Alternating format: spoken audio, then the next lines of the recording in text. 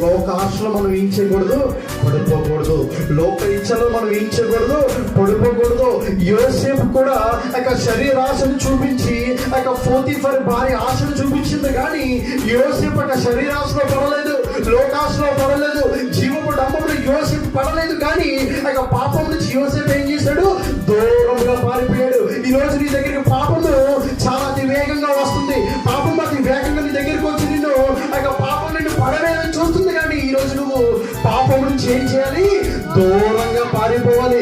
యోసేపు ఏ విధంగా పాపం నుంచి దూరంగా పారిపోయాడో ఈ రోజు నీవు కూడా అట్టి విధంగా యోసేపు వలె నువ్వు పాపం ఏ విధంగా ఉండాలి, దూరముగా ఉండాలి. హల్లెలూయా.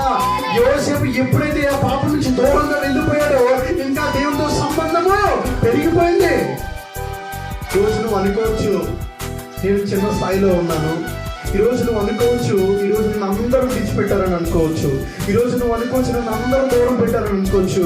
నా తల్లిదండ్రులు నన్ను దూరం పెట్టారనుకోవచ్చు, నా బంధుమిత్రులు నన్ను దూరం పెట్టారనుకోవచ్చు, నా ఇరుగు పొరుగు వాళ్ళని దూరం పెట్టారనుకోవచ్చు. కానీ నువ్వు ఎప్పుడో దేవుడికి ఏం చేయబడ్డావు, దగ్గర అయిపోయావు. నువ్వు ఎప్పుడైతే మనుషుల చేత విభజించబడతావో, ఎప్పుడైతే మనుషులకు దూరంగా జీవిస్తావో, నువ్వు ఎప్పుడైతే మనుషులకి ఎప్పుడైతే దూరంగా ఎడబాటుగా జీవిస్తావో, అప్పుడే నువ్వు ఎవరికి దగ్గర అయిపోయావు, దేవునికి దగ్గర అయిపోయావు.